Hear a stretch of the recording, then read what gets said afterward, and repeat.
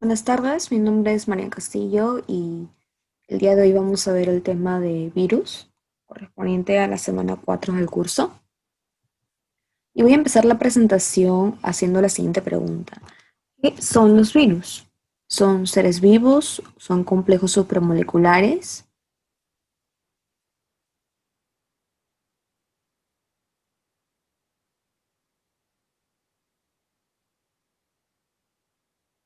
Muy bien.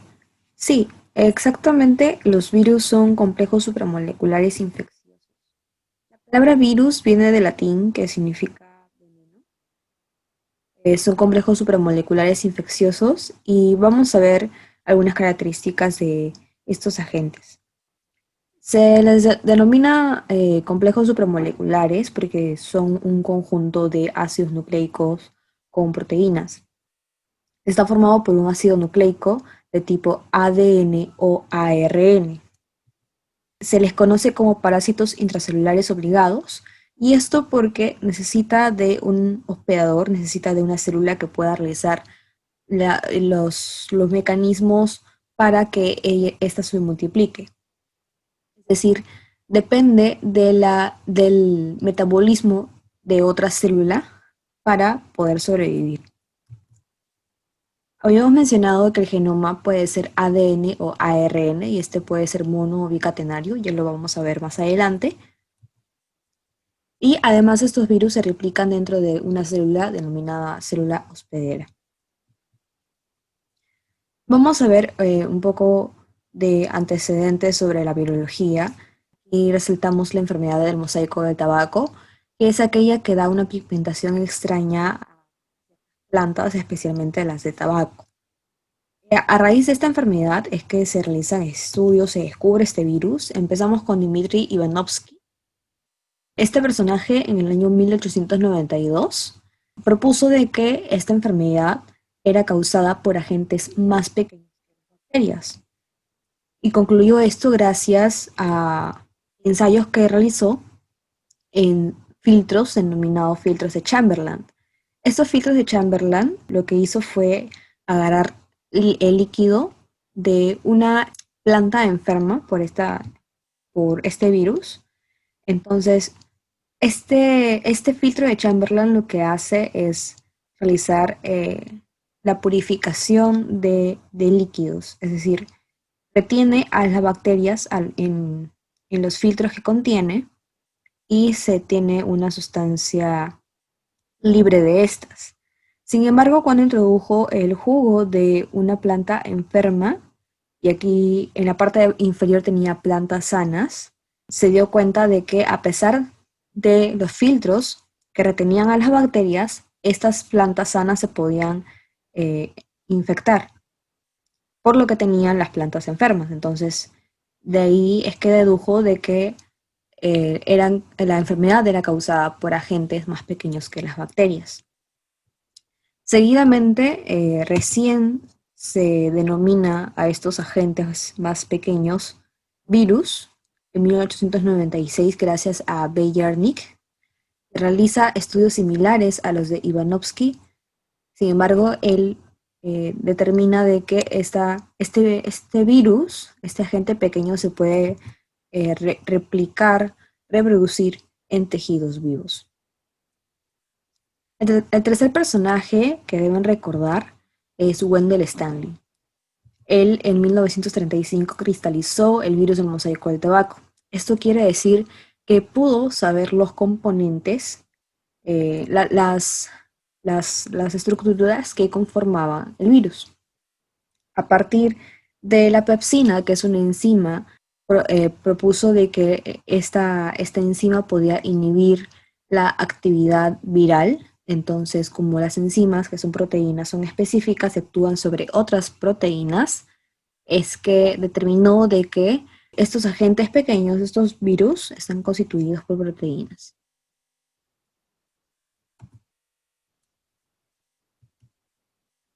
Ahora vamos a ver un poco sobre la estructura de los virus.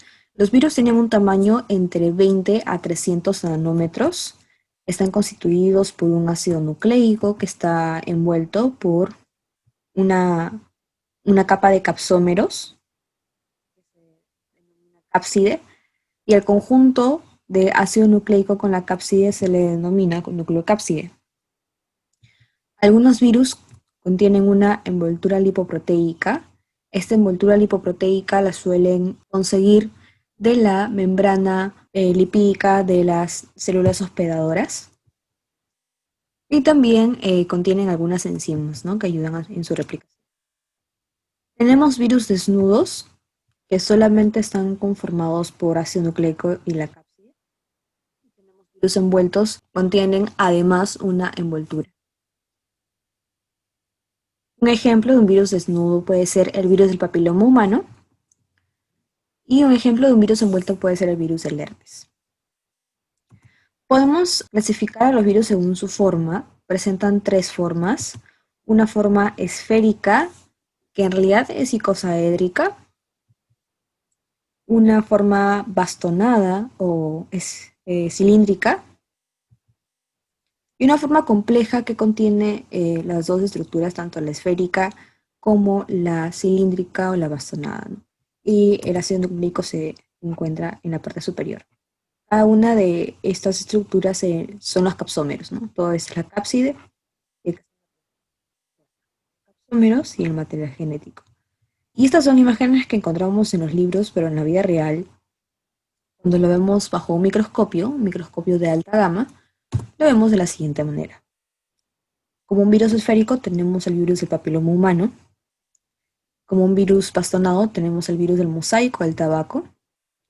Y como un virus complejo tenemos a los bacteriófagos. Bacteriófagos o también denominados fagos. Aquí tenemos el fago T4, que es un bacteriófago que infecta a la bacteria Escherichia coli. Entonces, este virus complejo tiene sus estructuras: la cabeza, el cuello, la cola, las fibras de la cola, y contiene unas espículas en donde va a inyectar el material genético.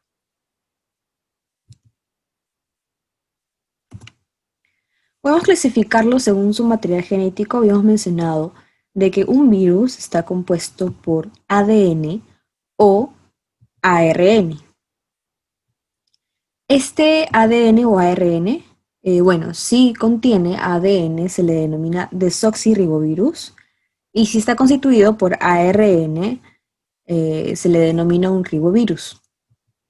Este ADN puede ser monocatenario o bicatenario, y el ARN, al mismo modo, puede ser también monocatenario como bicatenario.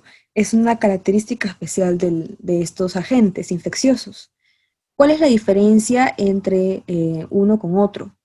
En los nucleótidos de los que están constituidos. Es decir, si es que es ADN, tanto monocatenario como bicatenario, va a tener como bases nitrogenadas a la adenina, guanina, citosina y timina. Mientras que si es que está constituido por ARN monocatenario o bicatenario, está constituido por adenina, guanina, citosina y uracilo. También podemos hablar cuando la cadena es monocatenaria, puede ser positiva o negativa. ¿Cómo podemos diferenciar estas cadenas? La cadena positiva va a tener la misma secuencia de nucleótidos que el ARN mensajero viral. Y esto es característico de virus que son muy infecciosos. ¿Por qué? Porque como es la misma secuencia de ARN mensajero que va a ayudar a la traducción de las proteínas, es que el proceso se va a llevar mucho más rápido. Y bueno, mientras eso sucede en un ADN o ARN monocatenario de cadena positiva, en una cadena negativa, las bases nitrogenadas van a ser complementarias a la secuencia de ARN. Algunos ejemplos de virus con ADN pueden ser el virus de la viruela, el virus de la varicela, herpes, hepatitis B, y algunos virus del ARN son los más conocidos. Por ejemplo, los virus que causan el dengue, el ébola, el Zika, la COVID-19, el SIDA, la rabia, hepatitis A, rubiola, fiebre amarilla y gripe. También a los virus los podemos clasificar según el huésped. Al que infecta. Si es un animal, se le denomina un virus zoófago. Si es una planta, se le denomina fitófago. Si es un hongo, micófago. Y si es una bacteria, un bacteriófago. Y según a la célula que atacan, aquí hemos mencionado algunos ejemplos porque hay muchos más. Si atacan a los linfocitos, se les denomina virus linfotrópicos. Como ejemplo tenemos el VIH, el virus de la inmunodeficiencia humana. Si atacan a la piel, se les denomina virus dermotrópicos, como la varicela o el sarampión. Si atacan una célula nerviosa, se les denomina neurotrópicos, como el virus de la polio. Si atacan a vísceras, como estómago, intestinos, viscerotrópicos, como el virus de la hepatitis al hígado. Y si el virus ataca a diferentes tejidos, a diferentes células, se les denomina pantotrópicos, como el virus del Epstein-Barr. Cuando hablamos de replicación viral, debemos recordar 5 pasos básicos para este proceso. El primero, que es la fijación o la absorción. El segundo, la penetración, seguido de la replicación, el ensamblaje y la liberación. Cuando hablamos de fijación o adsorción, nos referimos a la unión del virus con la célula hospedadora mediante ciertos receptores de la membrana. En la penetración, cuando hablamos de penetración, nos referimos a la inyección del ácido nucleico en la célula hospedera. En la replicación, se refiere a la síntesis del ácido nucleico y posteriormente la transcripción y la traducción de proteínas virales. El ensamblaje se refiere a armar como si fuera un rompecabezas las partículas virales, ¿no? Tenemos aquí componentes ácido nucleico a las proteínas, entonces tenemos que ensamblar esas partes de los viriones para su posterior liberación, ¿no? Por lisis o gemación. Vamos a ver estos pasos en un ciclo del bacteriófago T4, que habíamos mencionado de que infecta a la Escherichia coli. Entonces, empezamos con la fijación. El bacteriófago primero se va a fijar a la bacteria. Seguidamente va a inyectar su material genético viral. Este material genético, el material genético va a pasar por un proceso de transcripción, traducción, donde al final vamos a obtener ácidos nucleicos y proteínas. Entonces tenemos que unirlas, tenemos que armar virales, los viriones. Entonces eso lo realizamos en el ensamblaje y finalmente cuando ya tenemos los viriones listos, se procede a la liberación de estos. Podemos ver en el paso número 5 de que los virus salen de la célula, pero aparte la célula comienza a destruirse. Es decir, esta es una característica del ciclo lítico. Se denomina así ya que una vez comenzada la infección, es decir, todo este proceso, la célula va a tener como consecuencia una muerte. La muerte va a estar dada por la liberación de los virus. Siempre estos virus van a matar a la célula hospedadora. Por eso es que se le denominan virus virulento. Por otro lado, tenemos un ciclo lisogénico, en donde el fago va a fijarse, va a penetrar su material genético, pero tenemos aquí unos pasos diferentes.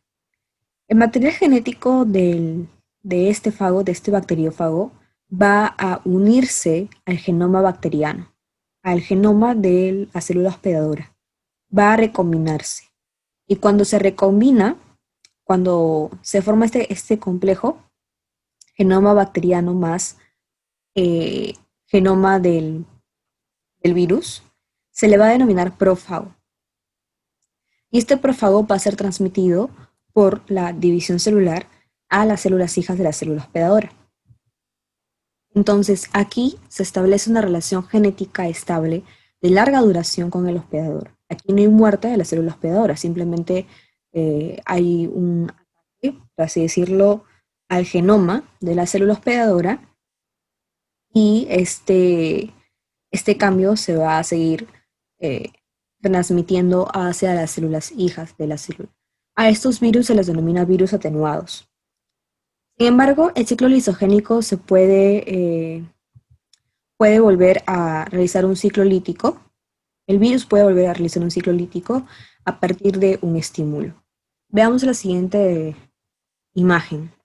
Entonces, tenemos que en un ciclo lítico el fago va a infectar a la célula, el ADN se va a replicar, va a sintetizar proteínas para formar nuevas partículas víricas y posteriormente la célula se destruye por la liberación de los viriones. Y en el ciclo lisogénico lo que tenemos es la inyección del material genético del fago. El ADN de este fago se va a incorporar al genoma del hospedero. La célula se divide y va a transmitirse el profago a las células hijas. Y aquí es donde mencionábamos que a partir de un estímulo puede volver a entrar a un ciclo lítico, ¿no? Y ya habría una muerte de la célula hospedera. Entonces, eso sería lo correspondiente a generalidades de los virus. Y vamos a pasar a hablar de un virus específico que es el del VIH. El VIH es diferente al SIDA. Son términos totalmente diferentes. El SIDA es la enfermedad. El SIDA o síndrome de inmunodeficiencia adquirida es una afección causada por el virus del VIH o virus de la inmunodeficiencia humana. Este virus tiene dos características, que es ser retrovirus y ser lentivirus. Se le denomina un retrovirus porque tiene la especialidad de convertir ARN en ADN.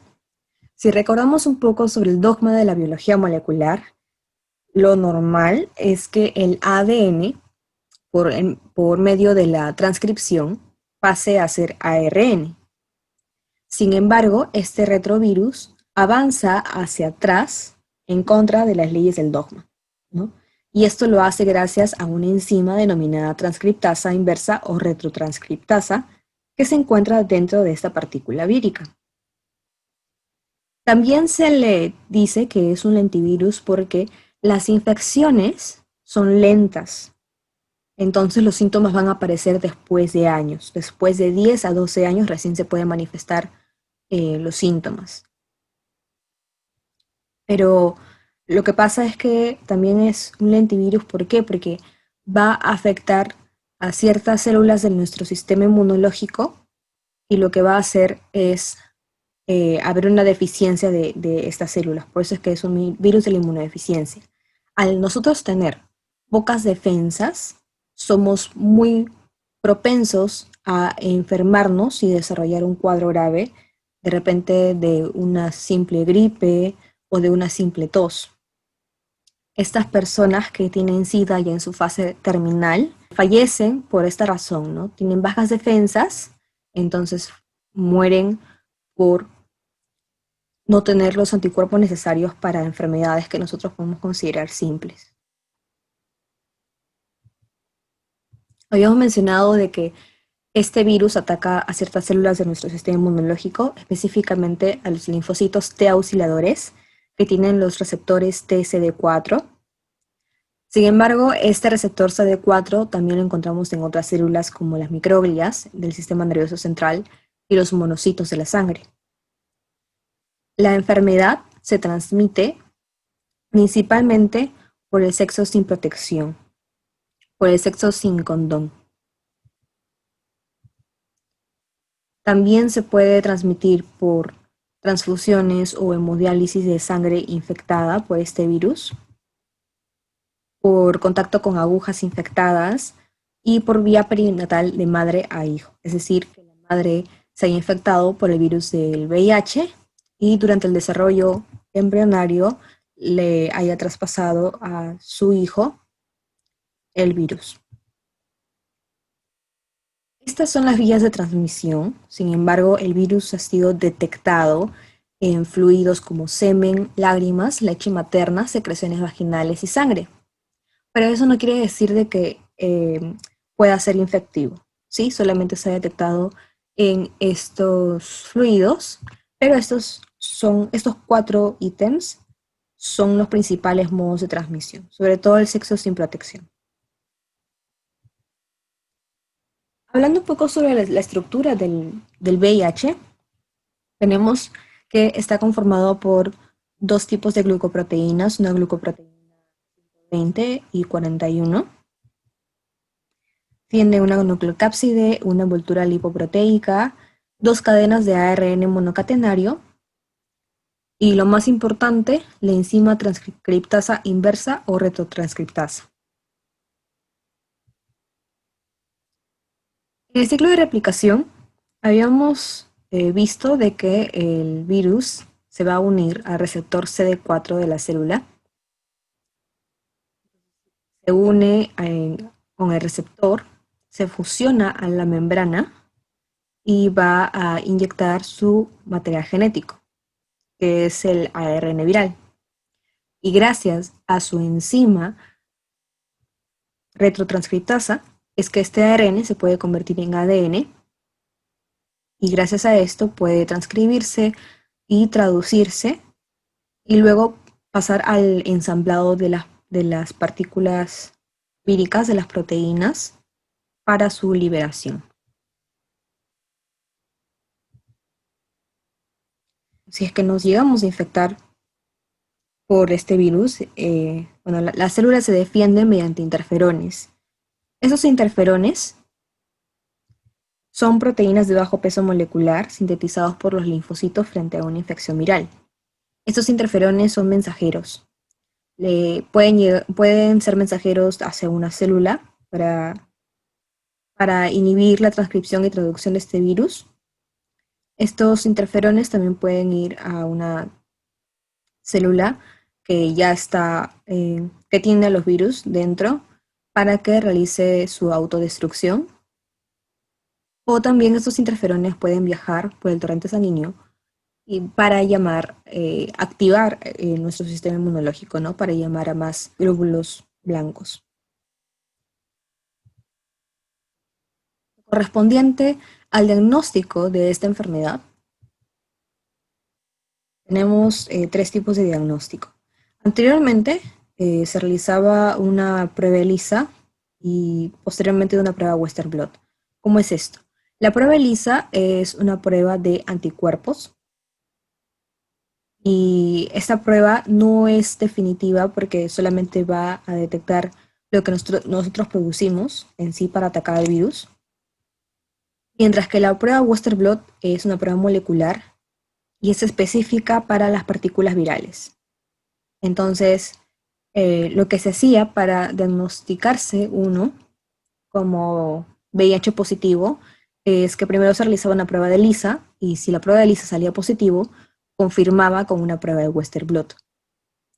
Sin embargo, actualmente existen pruebas rápidas, pruebas serológicas que podemos encontrar en el mercado, como un autotest de VIH, que bueno, detectan anticuerpos contra este virus, ¿no? Pero como les menciono, la prueba definitiva siempre va a ser una prueba molecular, pero estas salen al mercado porque son mucho más económicas, ¿no? Pero no te asegura un 100% que tienes o no al virus. Bueno, entonces esto sería por parte de VIH y SIDA. Vamos a continuar con el SARS-CoV-2 COVID-19. Continuando con la presentación, vamos a hablar un poco sobre SARS-CoV-2 COVID-19. La COVID-19 es la enfermedad infecciosa causada por el coronavirus que se ha descubierto recientemente. Este coronavirus se llama SARS-CoV-2. Hablando un poco sobre los coronavirus, estos son virus que pueden causar enfermedades en varias especies de animales, tanto domésticos como salvajes y también en humanos. Pertenecen a la familia Coronaviridae del orden nidovirales y hay cuatro tipos de coronavirus: el alfa, beta, gamma y delta. El gamma y delta coronavirus van a animales, mientras que los alfa y beta a los seres humanos.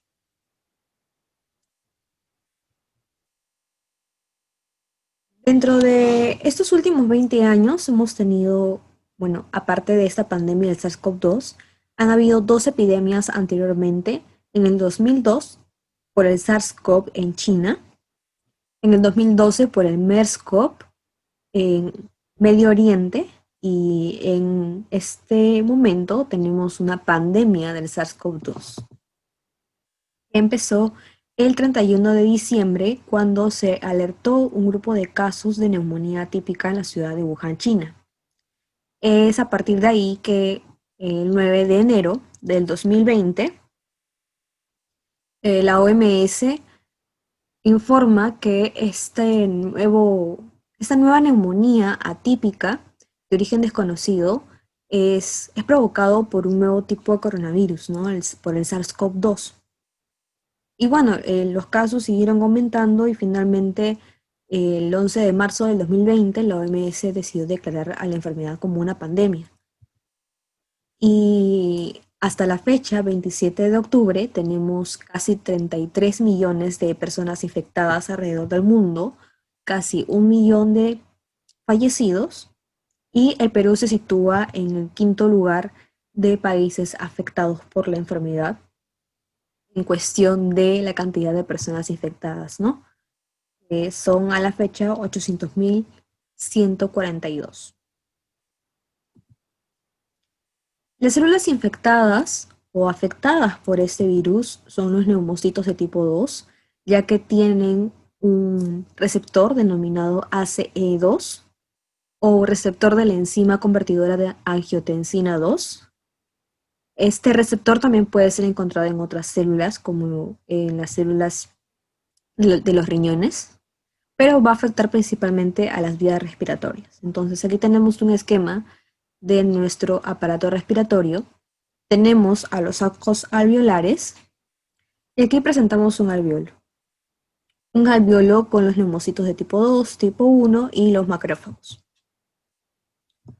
Cuando un agente extraño, en este caso un virus, entra al alveolo, el macrófago va a comenzar a fagocitar este virus y a su vez va a comenzar a enviar mensajes y estos mensajes van a ser las citoquinas. Habrán oído escuchar de la tormenta de citoquinas. Entonces, estas citoquinas van a ser enviadas por el torrente sanguíneo para alertar a nuestro organismo que ha entrado un agente extraño. Ahora, vamos a ver ahorita un video sobre cómo es el mecanismo de infección. Bueno, cómo es que causa patogenia. Normalmente cuando entra un cuerpo extraño a nuestro organismo, lo que sucede es que los macrófagos van a comenzar, como dijimos, a fagocitar este virus. Sin embargo, cuando son demasiados viriones, tienen que llamar a más macrófagos y a otras células de nuestro sistema inmune que van a ser los neutrófilos. Entonces, mientras los macrófagos van a comenzar a fagocitar y a enviar citoquinas, los neutrófilos van a atacar a las células que están infectadas por estos virus. A veces este reconocimiento de células infectadas y células no infectadas no es tan eficiente. Entonces va a comenzar a atacar la pared alveolar y va a provocar un daño que va a tener como consecuencia que este alveolo ya no sea funcional, que ya no pueda realizar el intercambio de oxígeno por dióxido de carbono. Entonces, aparte de ello, los macrófagos van a generar tantas citoquinas, que va a generar una presión en el capilar sanguíneo que finalmente va a llevar a su colapso.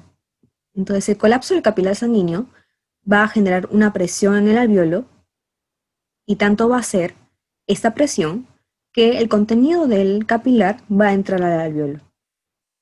¿Sí? Entonces vamos a ver la siguiente imagen. Tenemos al macrófago que comienza a fagocitar al virión, pero cuando entran más partículas, llama a más macrófagos, llama a más neutrófilos y los neutrófilos se van a encargar de destruir las células infectadas. Se produce un daño en la pared alveolar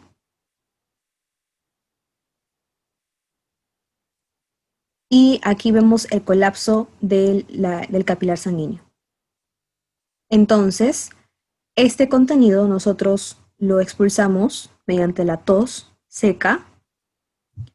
Es por eso que tenemos como síntomas tos seca, dificultad respiratoria, porque los alvéolos van a perder esta capacidad del intercambio gaseoso. Y también tenemos otro síntoma característico de la COVID-19, que es la fiebre, porque las citoquinas van a llegar al sistema nervioso central, específicamente al hipotálamo, y mediante un conjunto de reacciones van a generar la fiebre. Los coronavirus, como habíamos mencionado, existen coronavirus alfa y beta coronavirus que afectan a los humanos, ¿no? Lo característico de este nuevo virus, del SARS-CoV-2, es que no afecta a un pulmón, como lo hace normalmente un coronavirus, un coronavirus tipo alfa o beta, ¿no? Este SARS-CoV-2 va a afectar a los dos pulmones, por lo que va a generar un gran compromiso pulmonar.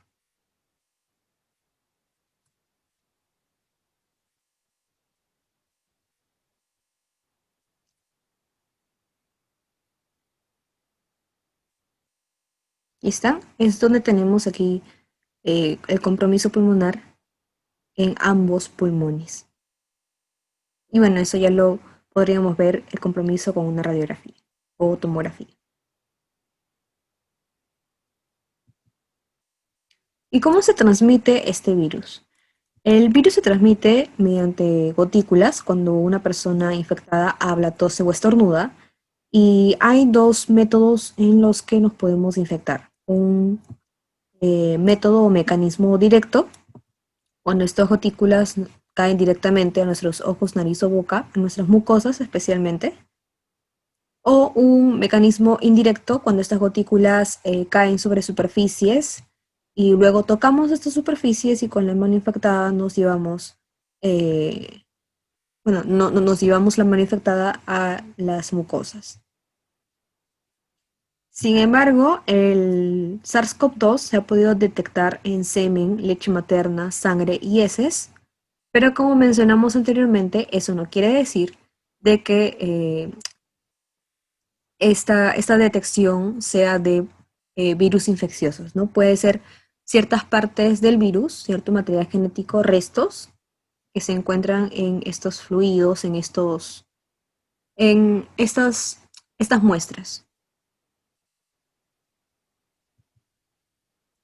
La estructura de SARS-CoV-2 está constituida principalmente por la proteína S o spike, que gracias a esta proteína es que el virus se va a poder anclar al receptor ACE2 o al receptor de la enzima convertidora de angiotensina 2.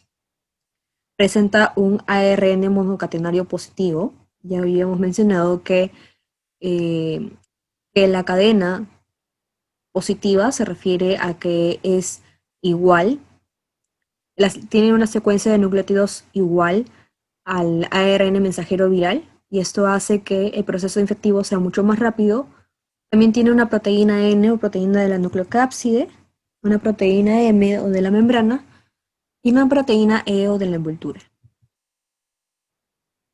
Y bueno, su ciclo de replicación es similar a un virus, a un ciclo de replicación básico como hemos visto. Se va a unir por endocitosis. Primero pues, se va a unir con el receptor, la unión del receptor del neumocito tipo 2, por ejemplo, con la proteína S o spike.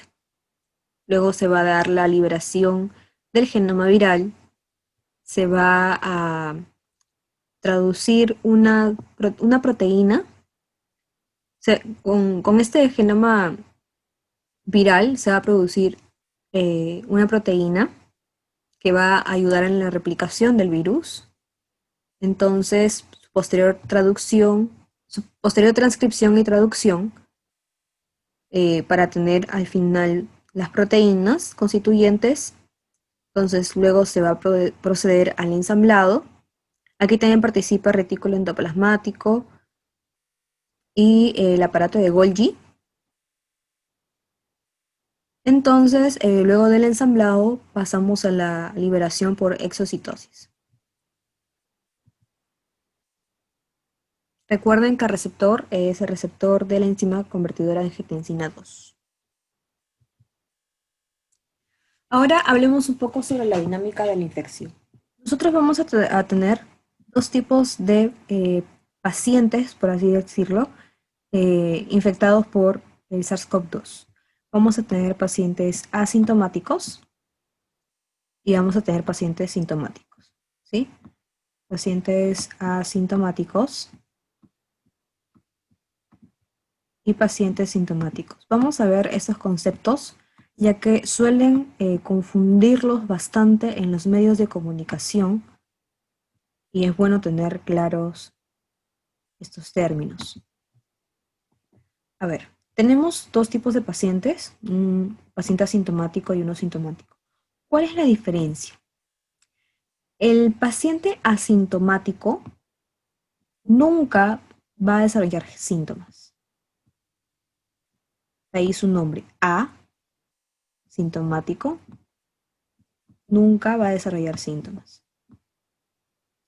Nunca va a desarrollar síntomas. Ahí está. Mientras que un paciente sintomático sí desarrolla síntomas, pero vamos a ver aquí dos procesos. Esta es una línea del tiempo de la enfermedad de un paciente sintomático. Digamos de que en este punto va a tener contacto con el virus y en este punto va a desarrollar los síntomas. Aquí va a desarrollar los síntomas. Ahora, el periodo comprendido entre el contacto con el virus y el inicio de la sintomatología se le va a denominar periodo de incubación. En el periodo de incubación, a este paciente sintomático se le va a denominar presintomático. Presintomático. Porque sí va a desarrollar síntomas, pero en este periodo aún no los tiene. Entonces, aquí a la persona se le va a denominar presintomática y cuando ya inicia la sintomatología pasa a ser un sintomático, ¿no? Aquí tenemos a una persona y ya va a ser sintomática, ¿sí? Entonces, una persona presintomática es diferente a una persona asintomática. Las cargas virales, la cantidad de virus que tienen en su interior es diferente. ¿Por qué? Porque en una persona asintomática, su sistema inmunológico, por así decirlo, es bastante efectivo, ¿sí? Entonces, va a tener poca carga viral, pocas partículas. El virus se va a replicar poco, porque va a estar siendo destruido por el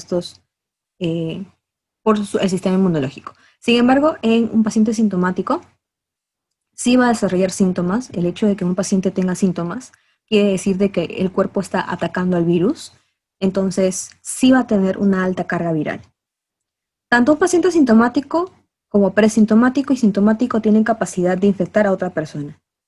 Sin embargo, estos pacientes tienen mayor capacidad de infectividad, ¿sí? Más capacidad de infectividad porque tienen una carga viral mayor. Ahora, estábamos mencionando sobre los periodos en una dinámica de una infección viral. El periodo de incubación para la COVID-19 va a ser en promedio 5 días.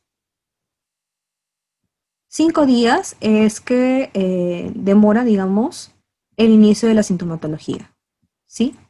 Pero este es un promedio, es una mediana, porque el periodo de incubación va desde los 0 hasta los 14 días. Es por eso que nos decían que en la cuarentena que estemos 2 semanas al principio de la pandemia que estemos 2 semanas en casa, ¿no? 14 días, porque eso es lo que puede demorar el periodo de incubación, la aparición de los síntomas.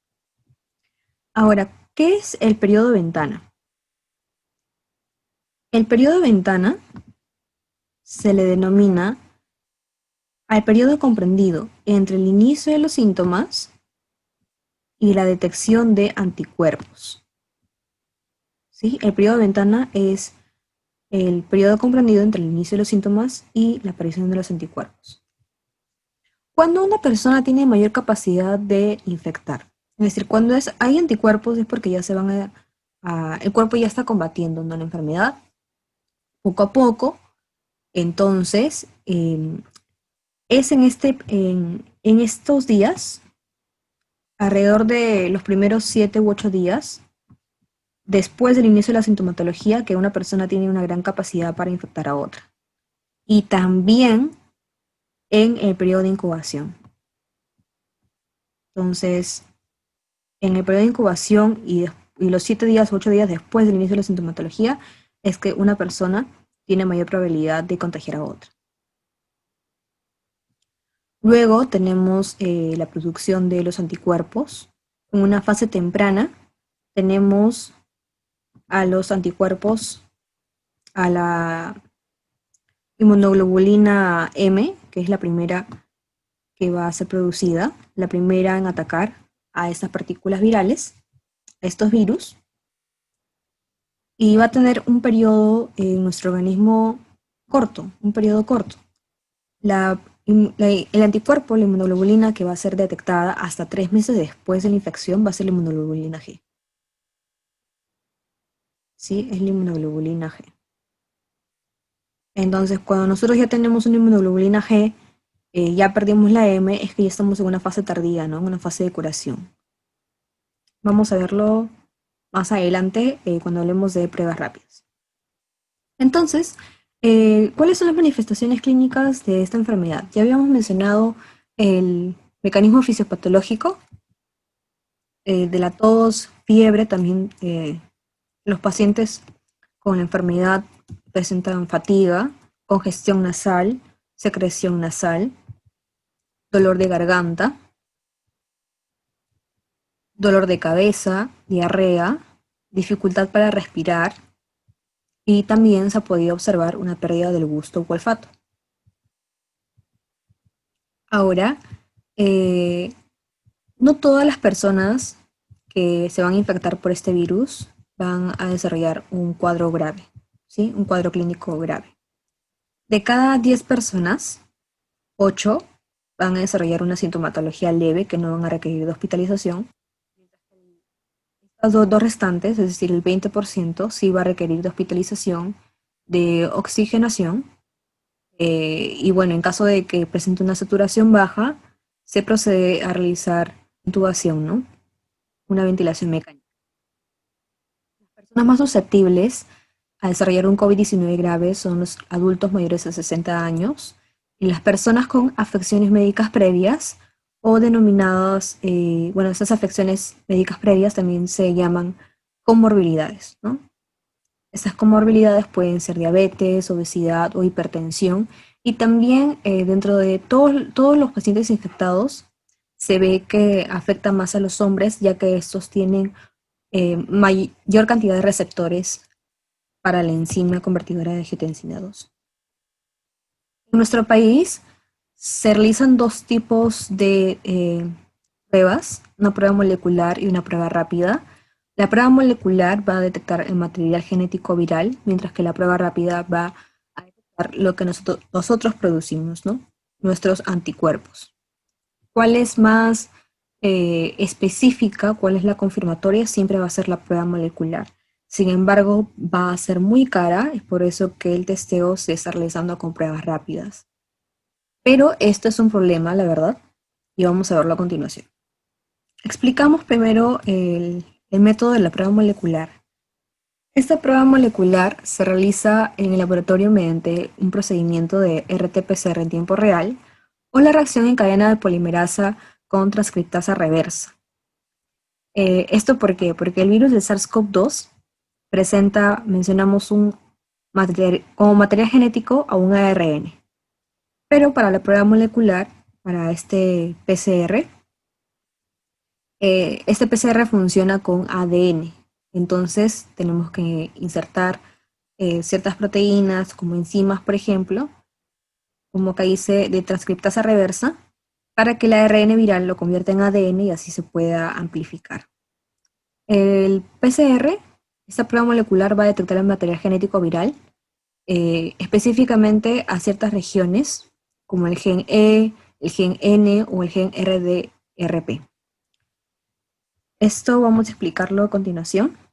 Vamos a tener el material genético del SARS-CoV-2, que es ARN. Y en este ARN monocatenario vamos a tener ciertas regiones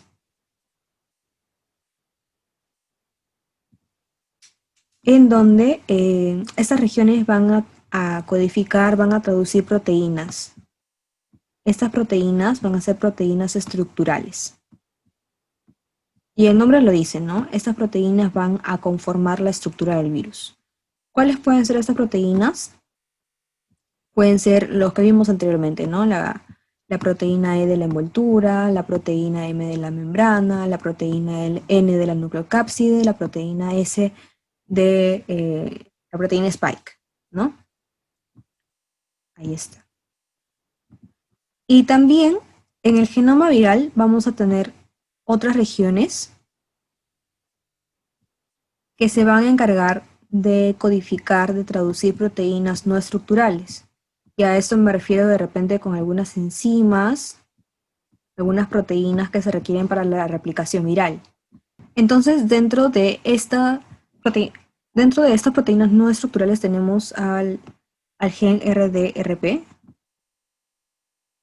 que va a ayudar con el proceso de replicación viral, ¿sí?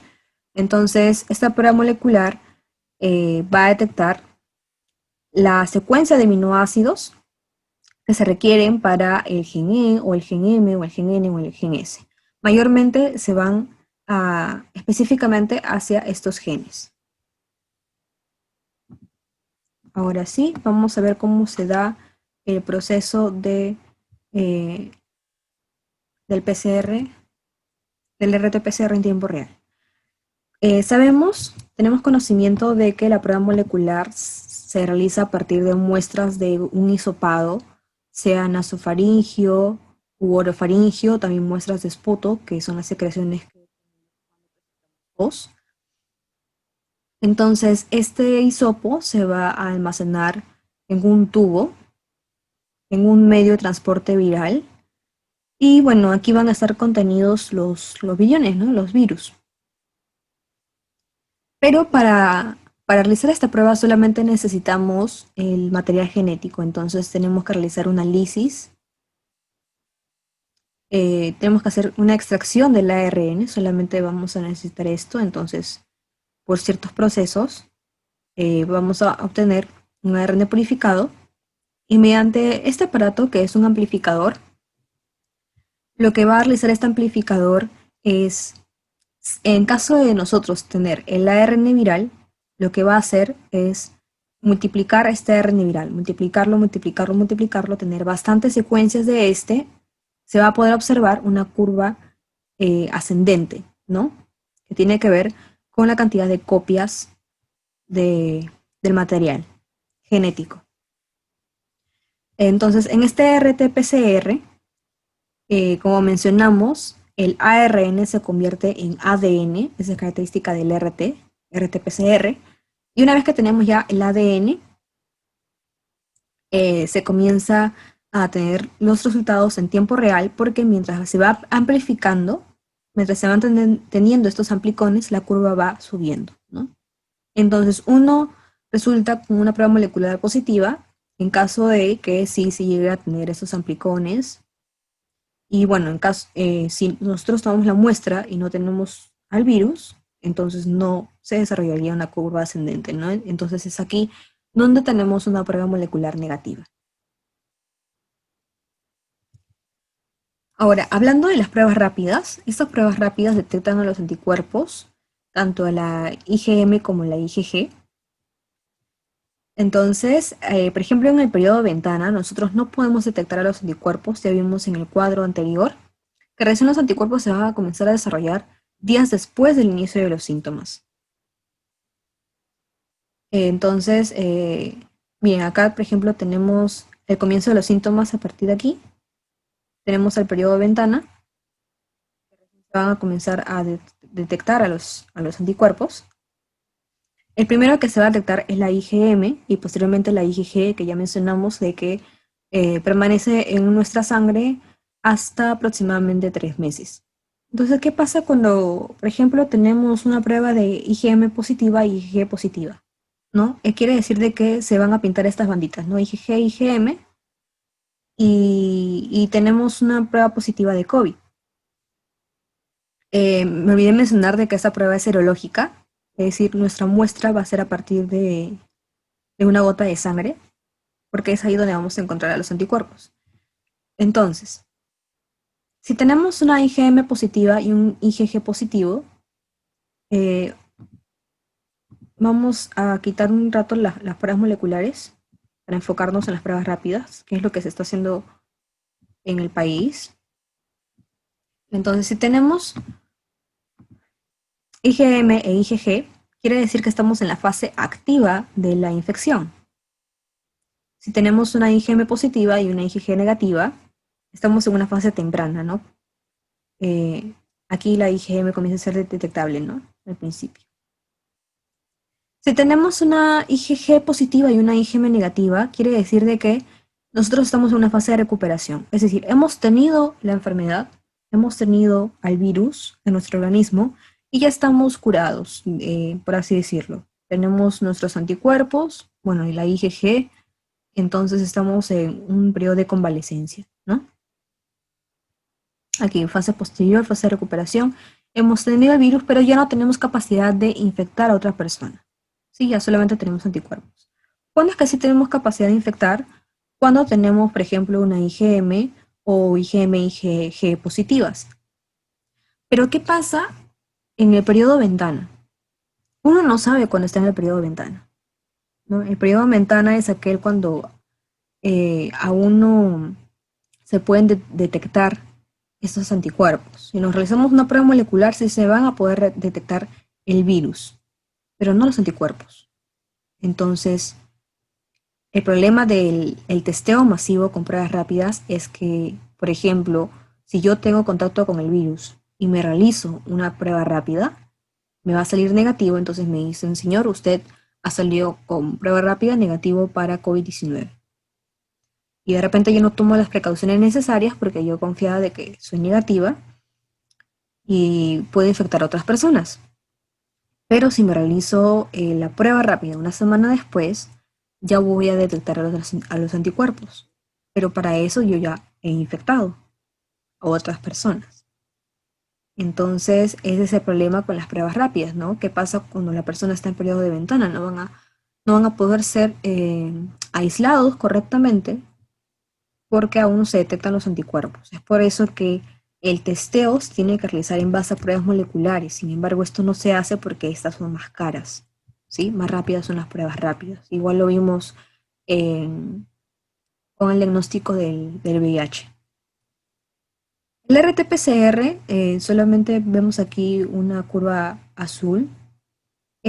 Simplemente es un periodo un tanto corto en el que vamos a detectar material genético viral. Pero, por ejemplo, aquí en los últimos días vamos a poder detectar el virus por PCR, pero eso no quiere decir de que sean virus con capacidad de infectar a otras personas, virus infecciosos. Sí, podemos detectar de repente restos de material genético en los últimos días de la infección y donde sí podemos detectar virus infecciosos, como mencionamos, es dentro de los 7 u 8 días después del inicio de los síntomas y durante el periodo de incubación. Bueno, algunas medidas de prevención para la enfermedad es quedarnos en casa, solamente salir para lo necesario y en caso de hacerlo mantener nuestro distanciamiento social de mínimo 1 metro, usar mascarillas correctamente que tapen nuestras mucosas, la nariz y la boca, Y realizar el lavado frecuente de manos, ya que el poder del jabón hace que la envoltura lipídica de este virus se pueda romper, ¿no? Y bueno, eso sería todo por la clase de hoy. Recuerden seguirnos en nuestras redes sociales, tanto en Facebook como en YouTube, como Science Tech Perú. Y bueno, eso sería todo.